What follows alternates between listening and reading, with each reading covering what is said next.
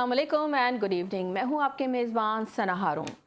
नाज़रीन, आज ज़रा सीधी सी बात करते हैं। अगर वाकई मईशत बेहतर हो रही है तो फिर आम आदमी क्यों परेशान है?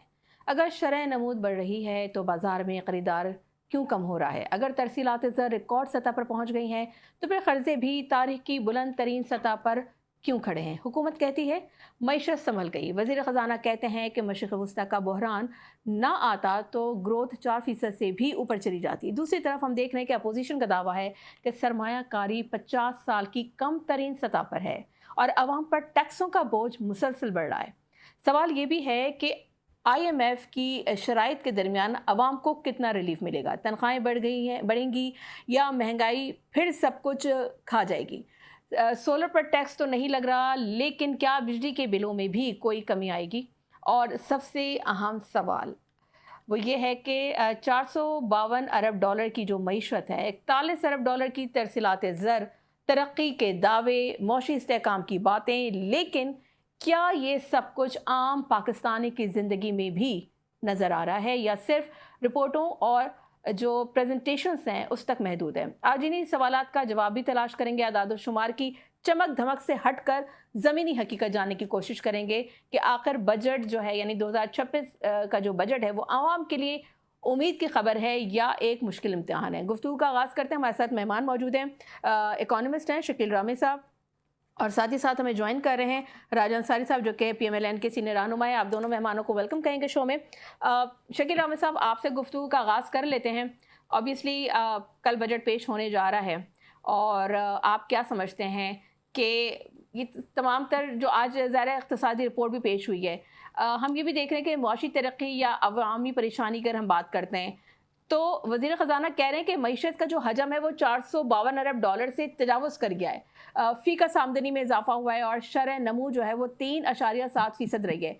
लेकिन आम आदमी आज भी महंगाई, बेयकीनी और क़ुव्वत ख़रीद में कमी की शिकायत कर रहा है।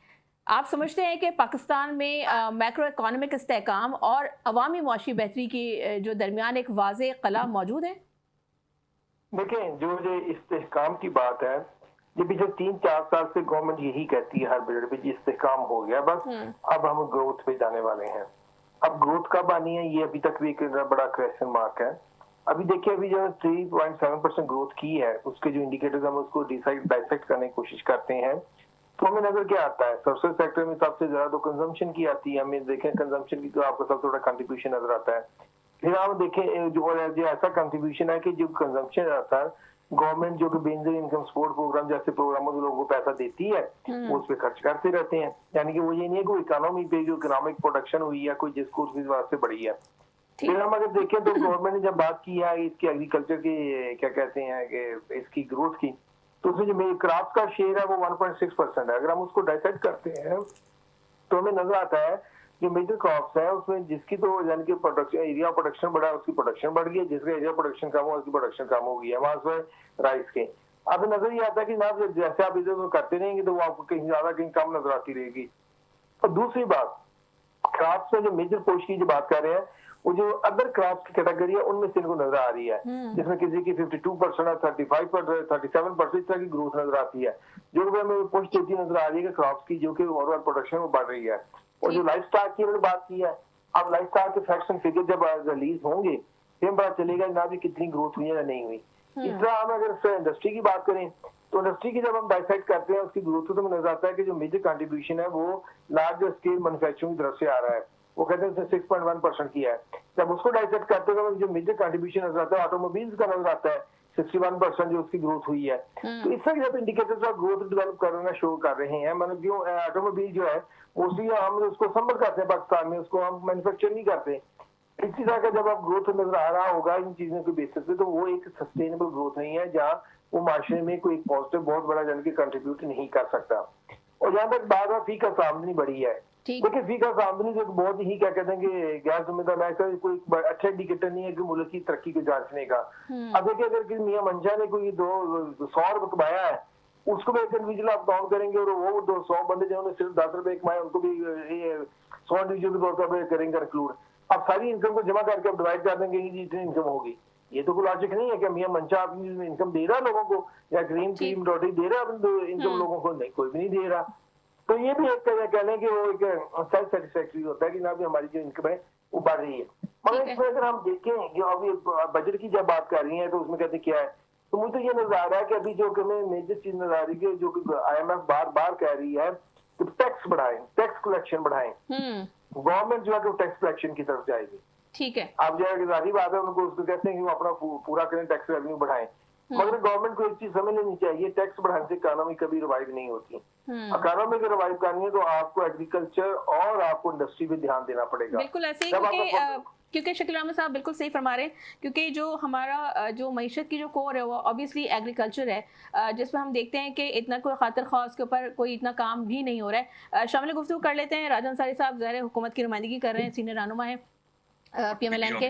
राजन अंसारी साहब, हुकूमत माशी इस्तेहकाम, करंट अकाउंट सरप्लस और बढ़ते हुए ज़र मुबादला ज़खायर को अपनी बहुत बड़ी कामयाबी करार दे रही है, लेकिन सर फिर सवाल यही है कि अगर मईशत वाकई बेहतर हो रही है तो उनकी जो आम आदमी की जो ज़िंदगी है उसमें कोई बेहतरी क्यों नहीं आ रही है? देखें, आपके सवाल के दो पहलू हैं। एक तो जो बैनुल अक़वामी सतह पर जो माहिर मुआशियात हैं, जो वो लोग जब डेटास देखते हैं उसमें तो बेहतरी आई है। मुख्तलिफ इंटरनेशनल जरीदे भी आज पाकिस्तान के इकोनॉमी की तारीफ कर रहे हैं। खुद IMF ने भी तारीफ की है कि जो इस्लाहात हम लेके आए हैं FBR में और दीगर महकमों में और दीगर जो हुकूमती इदारे हैं, जो टारगेट्स IMF ने हमें दिए थे वो तमाम टारगेट्स अचीव करने में हम कामयाब भी हुए हैं और बतदरीज उन तमाम आदाद व शुमार में बेहतरी भी आ रही है। दूसरा पहलू ये है कि अगर बेहतरी आ रही है तो आम आदमी तक उसका रिलीफ क्यों नहीं मिल रहा है, आम आदमी महंगाई की चक्की में अभी तक क्यों पिस रहा है। ऐसा ही है। और उसका सबसे बड़ा जवाब जो मैं समझता हूँ कि हकीकत पर मबनी है और तारीखी हकायक हैं उसके पीछे। तारीखी हकायक ये हैं कि इस मुल्क में हमने भी देखा, आपने भी देखा, अभी भी गूगल कर लें, सिर्फ इतना लिखें कि नवाज शरीफ के दौर में पेट्रोल कितने रुपए लीटर था तो आपको पता चल जाएगा। 65 रुपए लीटर था पेट्रोल मियां नवाज शरीफ के दौर में। तो हकायक तो ये हैं कि हमने उस शख्स को जिसने 65 रुपए लीटर पेट्रोल दे रहा था और महंगाई बिल्कुल पाकिस्तान में नहीं थी और एक फलता फुलता पाकिस्तान था, उसे बेटे से तनख्वाह ना लेने के जुर्म में हमने घर भेज दिया। तो इस तरह के जब फैसले होते हैं ना तो फिर आने वाली नस्लों तक उसकी कीमतें अदा करते हैं। राजा अंसारी साहब, की माजरत चाहूंगी कि ऑब्वियसली ये बात कई बार बात हो चुकी है, आप भी मेरे शो में ये बात कई बार कह चुके हैं सर, लेकिन मसला सारा ये है कि ऑब्वियसली वो जो एक माजी होता है ना, जब से गुज़िश्ता 5 सालों से आपकी हुकूमत है, 5वां बजट आप लोग पेश करने जा रहे हैं कल, तो सर ये हमेशा जो बजट है वो खसारे का बजट होता है आम आदमी के लिए, लेकिन सर हुकूमत तो हमेशा सरप्लस में जारी होती है। दूसरी बात ये कि गुज़िश्ता 5 सालों से अगर हम अगर अभी इसी साल की अगर बात कर लें तो आप लोग ज़ाहिर सी बात है ये एक बात आप लोग ये करें कि गुज़ारे इस वक्त खत्ते में जो सूरत हाल है और अमेरिका ईरान की जंग की वजूह की बिना पे दुनिया भर में जो है इकॉनमी जो है वो डिस्टर्ब हुई है, विच इज़ क्वाइट पॉसिबल और अंडरस्टैंडेबल, बट स्टिल बात वो ये एक आम आदमी को सर इस बात से गर्ज है कि उसके घर का चूल्हा कैसे चलेगा। सर आप मुझे थोड़ा सा अगर प्रिसाइसली थोड़ा सा बता दें कि अगर कोई एक शख्स 40 से 60 हज़ार का तनख्वाह उठाता है, किराए के घर में रहता है, उसका एक महीने का बजट आप किस तरह से बनाएंगे? वो किस तरह से अपनी ज़िंदगी गुजारे, किस तरीके से अपने बच्चों की कफालत करे, घर का किराया दे, बिजली के बिल दे, महंगे महंगे पेट्रोल इतने महंगे हैं, उसकी वजह से जो कीमतें आसमानों को बात कर रही हैं अशा खुर्दनोश की, वो क्या क्या चीज़ों को किस तरीके से वो इस तनख्वाह के अंदर अपना और अपने बच्चों की कफालत वो एक काम करे, वो एक काम करे, वो देखे कि IMF के चुंगल में हमें कौन फंसा गया और वो कौन शख्स था जिसने 2016 में IMF को खुदाफिज कह दिया था। फिर क्यों एडवेंचर किया गया पाकिस्तान के साथ। आज अगर गरीब आदमी फिर गरीब आदमी उनको झोली उठा उठा के बदुआएं दे रहा है और बदुआएं लग रही हैं कि मकाफात अमल है, और आज वो शख्स जेल में जिसने कहा था मैं IMF के पास नहीं जाऊंगा तो खुदकशी करूंगा, तो आज खुदकशी से बदतर जिंदगी उसकी जेल में गुजर रही होगी। अल्लाह करे उस और बदतर जिंदगी गुजरे जिसमें हमें और आपको, और क्योंकि मैं भी मिडिल क्लास का आदमी हूं, मैं तो बदुआएं देता हूं क्योंकि मैं पढ़ा लिखा आदमी हूं। मुझे पता है कि IMF से हमें नवाज शरीफ साहब ने हमारी जान छुड़ा दी थी 2016 में, खुदाफिज कह दिया था। फिर कड़ी शराइत पे गए, इतनी कड़ी शराइत पे गए कि इस मुल्क के अवाम की आज तक चीखें निकल रही हैं, हमारी चीखें निकल रही हैं, बिल्कुल निकल रही हैं। तो लिहाजा हमें इस जो मौजूदा हुकूमत है, जिस तरह जितनी मुश्किल हालात में आप इंटरनेशनल हालात भी देख रही हैं, कशीदगी भी देख रही हैं खत्ते के अंदर, जंगी सूरत हाल, पेट्रोल क्राइसिस, इन हालात में जिस तरह उन्होंने आदाद और शुमार को अभी बेहतर अंदाज में आगे लेके चले, सेकंड स्टेज यही होगा कि उसका ट्रिकल डाउन होगा, वो ट्रांसफॉर्म होगा आवाम को रिलीफ देने में।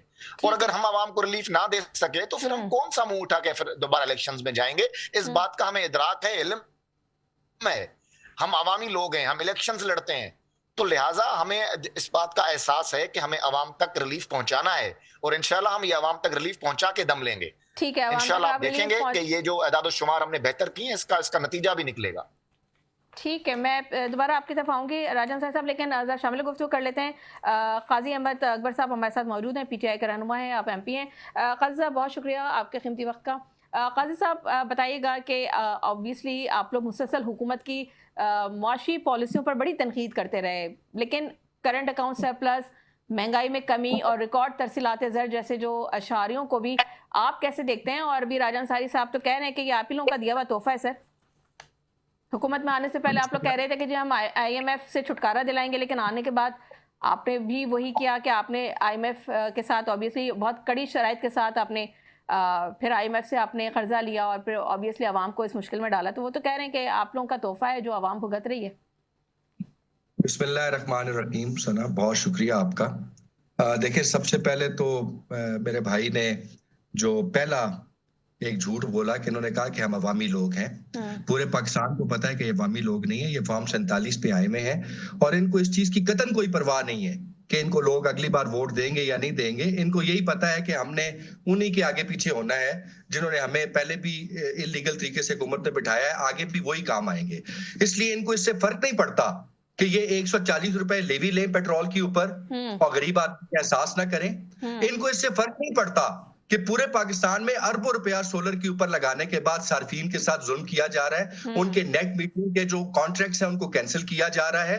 इनको फर्क नहीं पड़ता। ये झूठ बोलते हैं कि 2016 में IMF से हमने जान छुड़वा ली थी। IMF से अगर पाकिस्तान की जान छुटी है तो सिर्फ 2004 से लेकर 2007 तक मुशर्रफ साहब के दौर में छुटी है। उसके अलावा हमेशा पाकिस्तान IMF के प्रोग्राम में रहा है।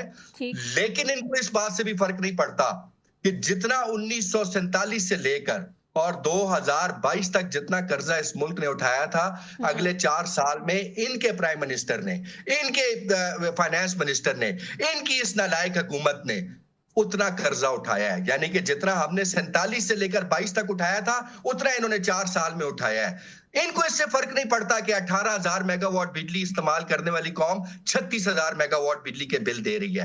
इनको इससे फर्क नहीं पड़ता कि जो गैस के बिल्स हैं वो 300 गुना ज्यादा हो चुके हैं, और फिर भी गैस जो है ना इंडस्ट्री को मिल रही है ना लोकल कंज्यूमर को मिल रही है। इनको इससे फर्क नहीं पड़ता कि 8-14.5 लाख स्किल्ड लेबर जो है वो पाकिस्तान छोड़ के चली गई है। इनको इससे भी फर्क नहीं पड़ता कि 8 लार्ज स्केल मैन्युफैक्चरिंग जो है गाड़ियों के सेक्टर को अनबीट में से निकाल दें तो -6% पे परफॉर्म कर रही है।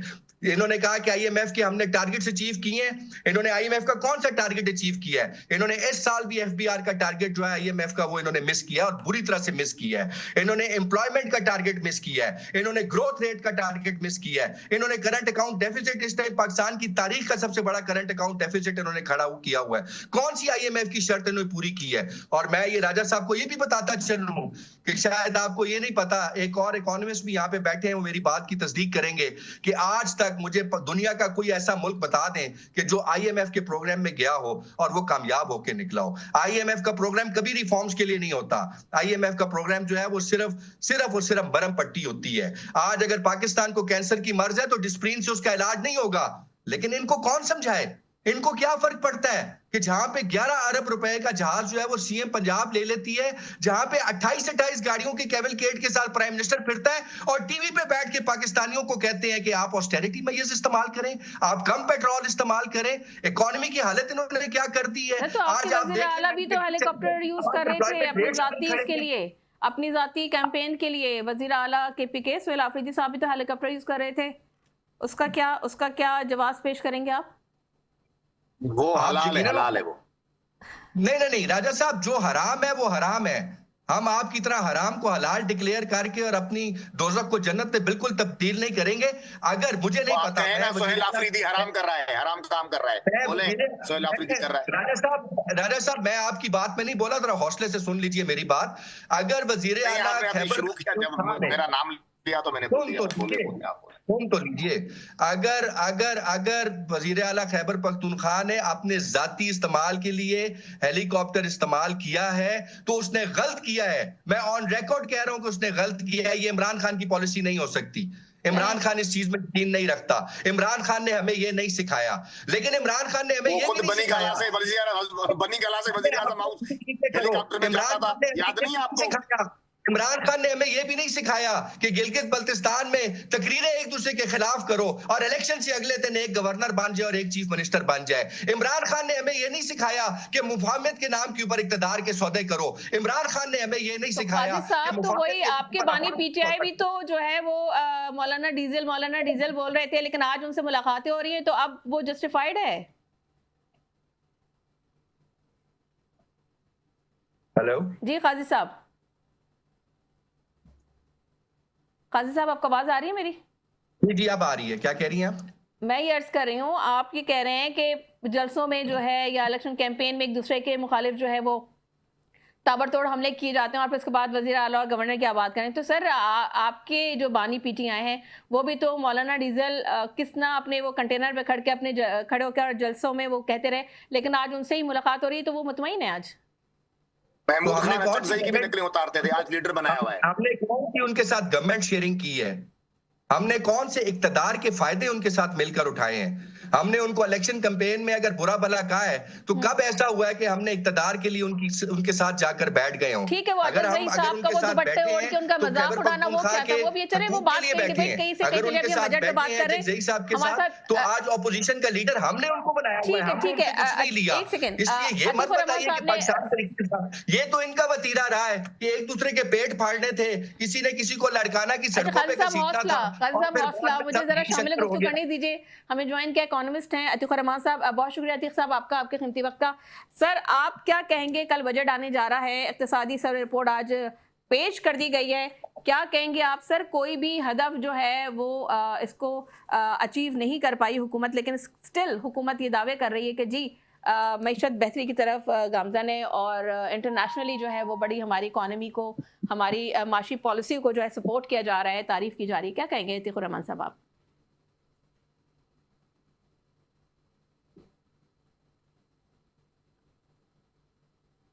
ठीक है, अतीक साहब को दोबारा मिलाने की कोशिश करते हैं। मैं राजन सारी साहब आपकी जानिब आना चाहूँगी। राजन साहब, आप कल जो बजट पेश होने जा रहा है, आप क्या समझते हैं कि कोई बड़ा सरप्राइज है आवाम के लिए, कोई अच्छा सरप्राइज? डेफिनेटली जी, बिल्कुल आवाम के लिए सरप्राइज भी होगा और आप देखेंगे कि आवाम इसको जो बजट है उसमें रिलीफ भी आवाम को मिलेगा।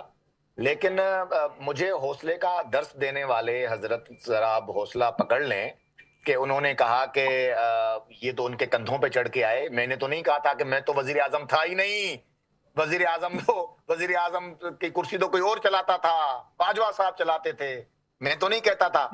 तो अब दिल पे हाथ रख के बड़े उसूल परस्त हैं, कह रहे थे हलाल को हलाल कहेंगे, हराम को हराम कहेंगे। बोले कि इनके बानी पीटीआई ने बड़ा हराम काम किया था और लोगों को बड़े हराम काम के पीछे लगाया और ये कहा कि पहले कहा कि मैं अगर वजीर आजम बना तो मैं ये एक्सक्यूज नहीं दूंगा लोगों को कि मैं तो हुकूमत नहीं चला रहा था, मैं तो इस्तीफा दे के आ जाऊंगा। लेकिन बाद में जब वजीर आजम नहीं रहे तो कहा मैं नहीं चलाता था, कोई और चलाता था। अब कह रहे हैं कि हम किसी और के कंधों पर चढ़ के आने वाले, हमें ताने देने वाले। ये भूल गए कि अंपायर की उंगली को किसने कहा था कि अंपायर की उंगली उड़ गई है और किसके कंधों पे 2018 में चढ़ के आए और किसका मैंडेट चुराया, ये भूल गए सारी चीजें। जस्टिस शौकत अजीज सिद्दीकी की तकरीर भूल गए। तो ये सारे अपने जो किए हुए मजालिम हैं, ये मैं जाके अमेरिका में राजन सारी साहब ठीक है, हम असल में बजट पे बात करें तो बेहतर होगा थोड़ा सा। देखिए ये सब इतने मूसा रूहानी हैं तो बोले कि हराम काम किया हमारे। ठीक है राजन सारी साहब, अतीक रहमान को मुझे लेना है। अतीक रहमान साहब ने हमें ज्वाइन किया। अतीक साहब बहुत शुक्रिया आपका, आपके कीमती वक्त का। अतीक साहब, किसी भी मईशत की जो कामयाबी का असल पैमाना है वो अब क्या होना चाहिए? जीडीपी ग्रोथ है और ज़खायर या आम आदमी की आमदन? रोजगार और म्यारे जिंदगी, क्या समझते हैं आप? देखिए, एक आदमी का सुखी रहना और एक आम आदमी का फायदा होना और एक आम आदमी की जिंदगी को सुकून से गुजरवाना है, यही एक इकोनॉमिक का एक अच्छे बजट का राज होता है।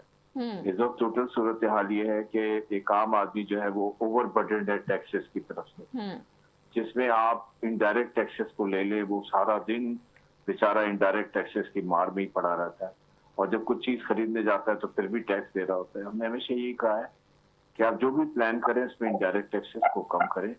वो सेल टैक्स बढ़ा के हर चीज पर 10 से 18% करना, 18% से 19% करना, ये जो भी प्लानिंग हो रही है तो ये इनडायरेक्ट टैक्स ही बढ़ रहा है ना जी। सेल टैक्स एक इनडायरेक्ट टैक्स है। तो बात सारी यही है कि जो पेट्रोलियम लेवी हो गया, सेल टैक्स हो गया, दूसरे बहुत सारे टैक्सेस हो गए जिनके अगर मैं नाम लूँ तो लंबा हो जाएगा, इतना टाइम नहीं है। मुख्तसर कहना ये है कि आपके सवाल का जवाब के खुशहाल और अच्छा और मौजू बजट वही होता है जिसमें एक आम आदमी को बेनिफिट मिले।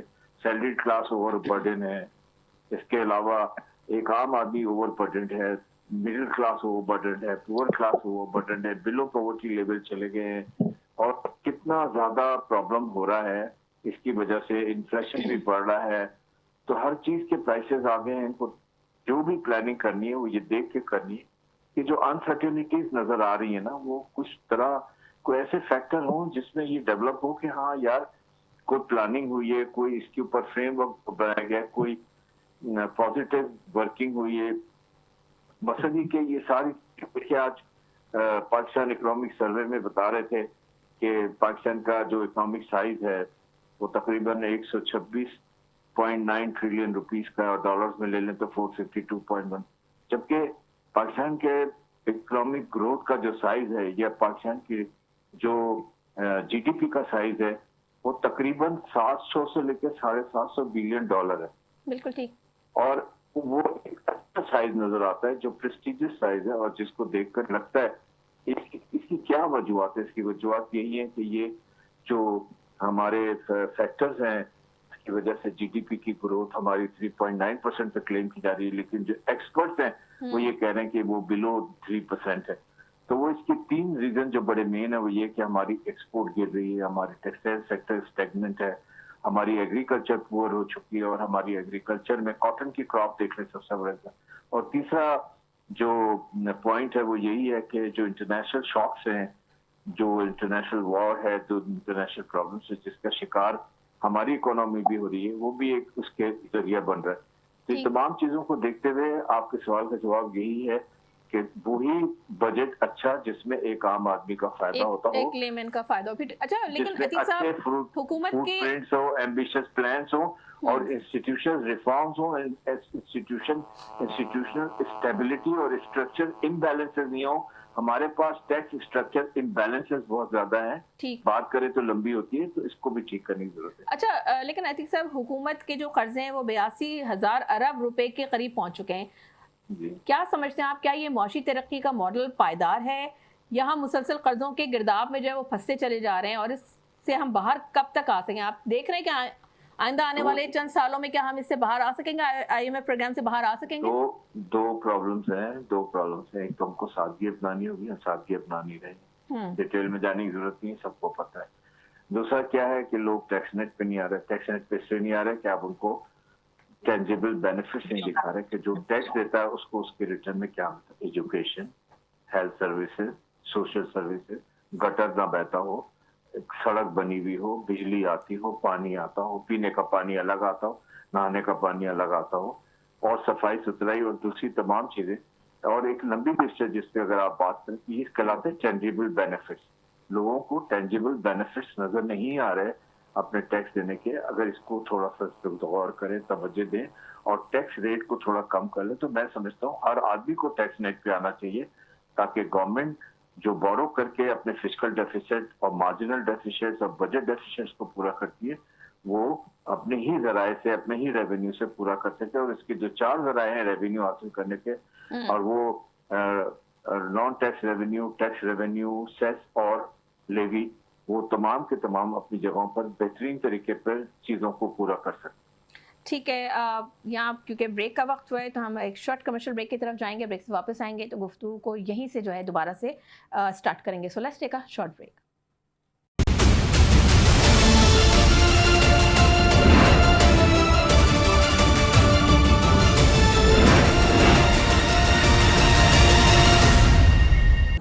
राजा अंसारी साहब, आप हमारे साथ मौजूद हैं। सर ये बताइएगा कि राजा साहब, एक साल में तकरीबन 7,000 अरब रुपए जो है वो कर्ज बढ़ गया है। हुकूमत आवाम को कैसे कायल करेगी कि ये जो कर्जे हैं मुस्तकबिल में जाकर मौशी फ़वाइद में तब्दील होंगे? देखिए, हम उसके हवाले से बहुत सारे इनिशिएटिव्स ले रहे हैं, जिस तरह टैक्स इस्लाहात हैं। उसके अलावा हमने अभी पीआईए को प्राइवेटाइज किया है, अपने पांव पे खड़ा किया है। दोबारा वो इंशाल्लाह रिवाइव होगा। इसी तरह सिर्फ पीआईए नहीं, बाकी इदारों के अंदर भी प्राइवेटाइजेशन जो है वो अभी इंशाल्लाह इसी साल हम करेंगे, ताकि जो हुकूमती जो कर्जे हैं वो कम से कम उस पे बोझ हो सके और आवाम पर बोझ कम हो।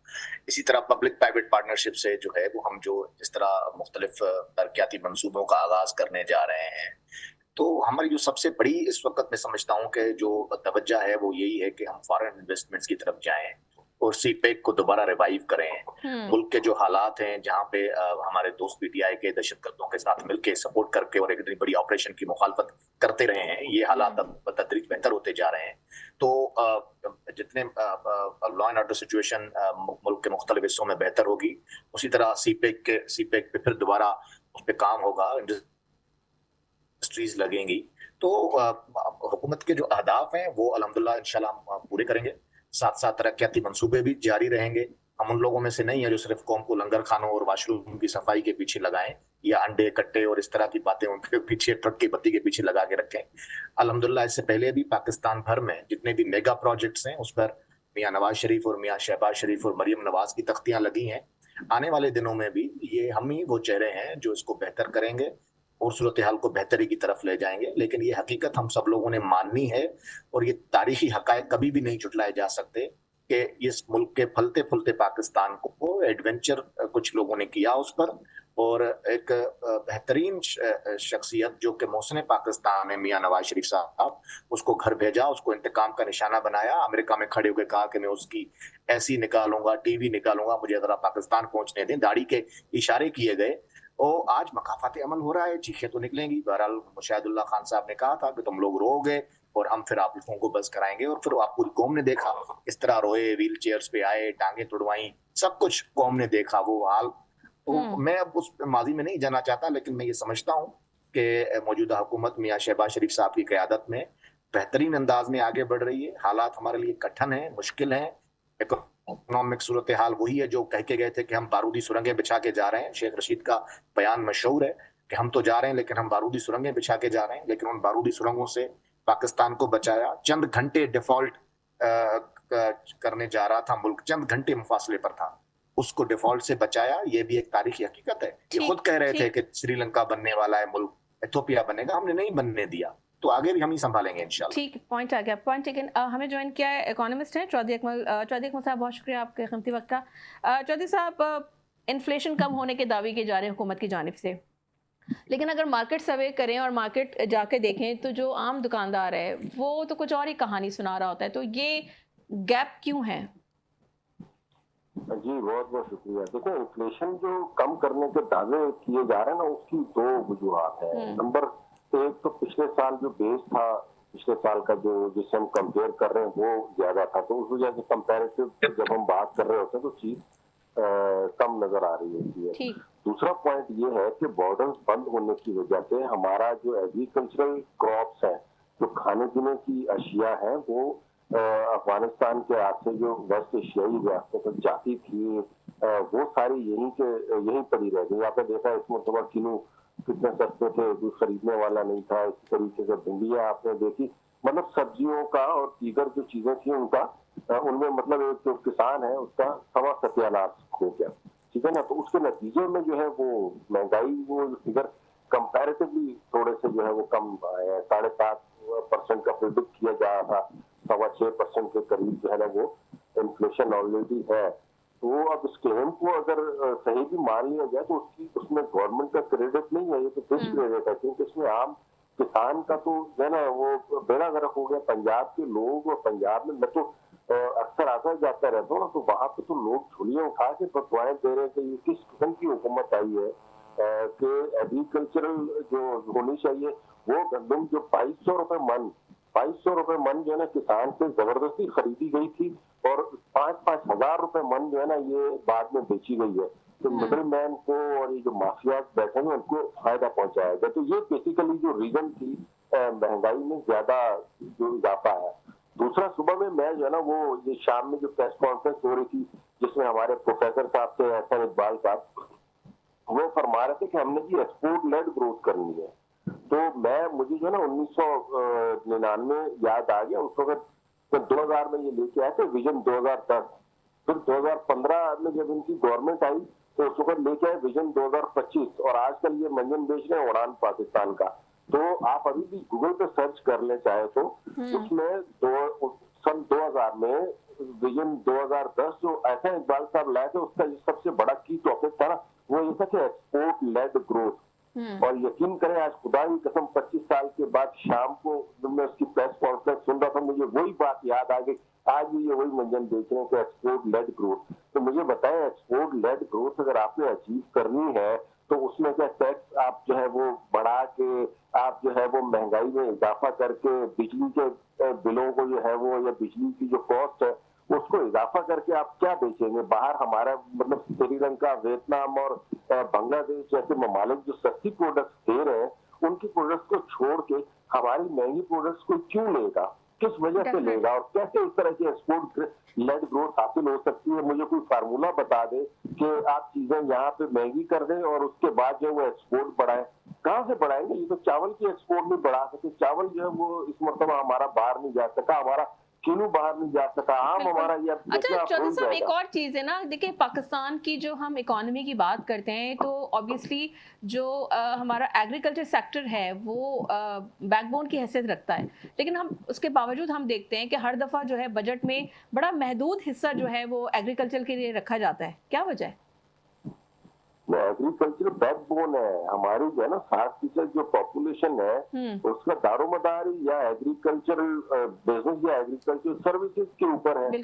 तो हमारा तो अगर आप ये समझें कि एग्रीकल्चर प्रोडक्शन अगर नीचे जा रही है तो इसका मतलब है किसान ढूंढ रहे हैं। तो कॉटन जो है, ये जो कपास की हम बात करते हैं, तो कपास की प्रोडक्शन मुसलसल नीचे आ रही है। पंजाब में लोगों ने या चीन में भी लोगों ने कपास की जगह पे अल्टरनेटिव क्रॉप्स जो है ना वो लगाना शुरू कर दिया, तो जिसका नतीजा ये हुआ कि आपकी जो टेक्सटाइल सेक्टर है उसको रॉ मटेरियल मिलना बंद हो गया। और आज टेक्सटाइल की जो एक्सपोर्ट्स हैं वो आप $16 बिलियन के लगभग है, 16-16.5 बिलियन के लगभग है इस साल, जो कि पिछले साल जो है वो 18 बिलियन को टच किया था। $2 बिलियन का जो ये नुकसान है सिर्फ और सिर्फ इस वजह से हो रहा है कि हमारी कपास की काश्त जो है वो कम होती जा रही है, हमारे बिजली के बिल ज्यादा है और हम अपने अशिया जो है वो बाहर की मंडियों में कंपेटिटिव प्राइस पर नहीं सेल कर पा रहे। ठीक है, पॉइंट टेकन। काजी साहब, आप लोग कर्जों के हवाले से ऑब्वियसली जो मौजूदा हुकूमत है उसको बड़ी तनकीद करते हैं, लेकिन सर अगर आप लोगों के दौर की अगर बात की जाए तो सभी तो कर्जों में खातिर का इजाफा हुआ था, तो फर्क क्या रह गया सर? तो बस सिर्फ यही एक मंशूर है कि भाई जो सब मौजूदा हुकूमत है उसके ऊपर इल्ज़ाम तराशी किया जाए, लेकिन अगर एनालिसिस किया जाए आपकी हुकूमत का तो उस वक्त में अब में क्या फ़र्क है आपकी नज़र में? जी, आपके सवाल के जवाब की तरफ आने से पहले वो राय साहब फरमाए थे कि हम ही वो चेहरे हैं, यानी कि नून लीग वाले ही वो चेहरे हैं जो इस मुल्क में इनकलाब लेकर आएंगे। तो मैं समझ नहीं आती कि जो 4 दफा प्राइम मिनिस्टर रह चुके हैं, 5 दफा सीएम पंजाब रह चुके हुए हैं, पिछले 75 साल में से 42 साल इन लोगों ने इस मुल्क पे हुकूमत की है, तो अजे हुण भी असी इंतजार करिए कि इन्हां कोई इनकलाब लेके आना है। अगर ये इनमें इतने, वो कहते हैं ना, इन तिलों में इतना तेल होता तो ये शायद वक्त आने की जरूरत ही नहीं होती। जब जब ये आए इन्होंने तबाही निकाली है इस मुल्क की। अब मैं आपके सवाल की तरफ ज्यादती हो जाएगी इस बार, तो बार का तो सर किया है ना। आज आपकी सफारतकारी कहाँ पहुंची हुई है काजी साहब? आप ये तो देखें ना, ये तो मानना पड़ेगा ना कि देखें इन्हीं की दौरे हुकूमत में वो सारी बातें अपनी जगह, लेकिन इन्होंने मार का तो सर किया, इन तिलों में तेल तो था ना, तभी तो आज आपकी सफारतकारी कहाँ पहुंची हुई है।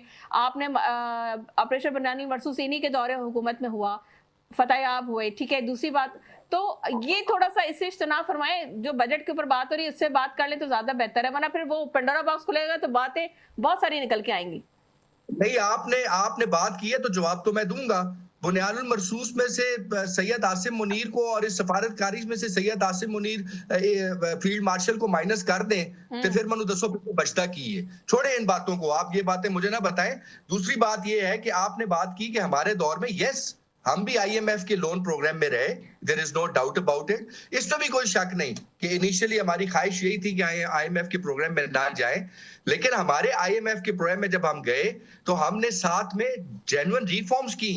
हम 6% पे ग्रोथ रेट को लेकर गए डिस्पाइट कोविड। हम लार्ज स्केल मैन्युफैक्चरिंग सेक्टर को 6.5-7% पे लेके गए। आपको याद होगा कि फैसलाबाद में इंडस्ट्रीज के बाहर बाकायदा लोगों ने बैनर्स लगाने शुरू कर दिए थे कि हमें लेबर और चाहिए। हमारे दौर में 37.8% एक्सपोर्ट्स बढ़ी, इनके दौर में अभी तक 13% एक्सपोर्ट्स बढ़ी है। हमारे दौर में तरसीलाते ज़र की पोजीशन देख लें कि जब हम आए तो तब क्या थी, जब हम गए तो तब हम किधर छोड़कर गए। आप हमारा सर्कुलर डेट देख लें कि जब हम आए तो किधर था, जब हम गए तो किधर छोड़कर गए।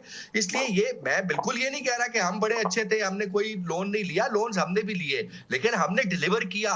हमने अपने प्राइम मिनिस्टर हाउस के खर्चे कम किए, हमने अपने गवर्नर हाउसेस के अखराजात कम किए, हमने अपनी शाहाना जो अखराजात थे उनमें कमी लेकर आए, हमने अपने इंटरनेशनल अखराजात में, आपको पता है कि 72% की कट प्राइम मिनिस्टर साहब के तमाम अखराजात में आए।